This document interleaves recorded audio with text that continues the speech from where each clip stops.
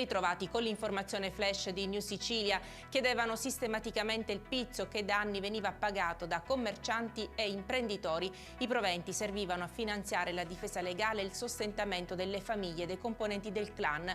Duro colpo alla mafia catanese. Le indagini sono iniziate dopo la denuncia di un commerciante. Sul nostro sito i nomi degli arrestati e i dettagli dell'operazione della polizia.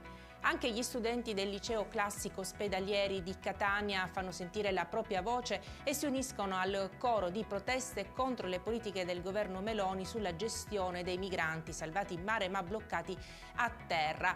Ciò che sta avvenendo al porto della nostra città non è accettabile. Tutti noi abbiamo preso atto della necessità di mobilitarci uniti, commentano gli studenti. Si sono rifiutati di risalire a bordo e sono rimasti sul molo 10, dove è attraccata la Geo Barents e i 2 siriani che ieri pomeriggio si erano buttati in mare dalla nave di Medici Senza Frontiere. Le loro condizioni, riferisce la ONG, sono buone. Al porto di Catania sono attraccate le navi Humanity One e Geo Barents di Medici Senza Frontiere. A poche miglia dalla costa del capoluogo siciliano sono la Rise Above e la Ocean Viking.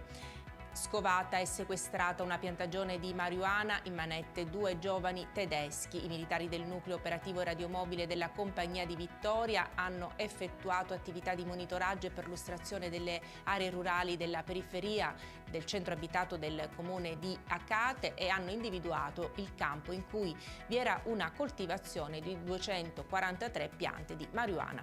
Con questa notizia per adesso è tutto, grazie per averci seguito, arrivederci.